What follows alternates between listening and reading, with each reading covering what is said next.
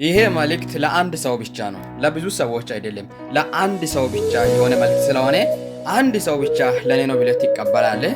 ለኔ ነው የምትሉ ሰዎች ደግሞ በኮሜንት ላይ ለጌታ አስፈልጋለሁ ብላችሁ ጻፉት። ብዙ ሰዎች ረስተዋል አይደል? ከብዙ ሰዎች እይታ ላይ ወጣቸዋል አይደል? ስለዚህ እግዚአብሔር ለኔ ታስፈልጋላችሁ ይላል። ለማን ለኔ ታስፈልጋላችሁ ስለሚል እኔ ለጌታ ይፈልጋለሁ የሚል ኮሜንት ላይ አሜን ብሎ ይጽፍ። ቪዲዮን ደግሞ ኮፒ ሊንክ ያድርግ። እንዲሁም ደግሞ ተስፋ ለቆረጡ ሰዎች ይህን ቪዲዮ ሼር ያድርግ። ወደ መጽሐፍ ቅዱሱ ማቴዎስ ወንጌል ምዕራፍ 21 ቁጥር 1 እንደዚህ ይላል።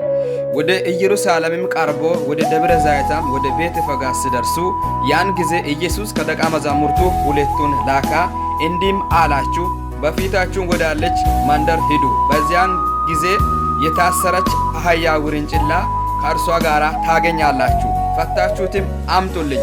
ማንም አንዳች ብላችሁ ለጌታ ያስፈልጋታል በሉ፣ ወዲያም ይሰዳችኋል ይላል። ሃሌሉያ!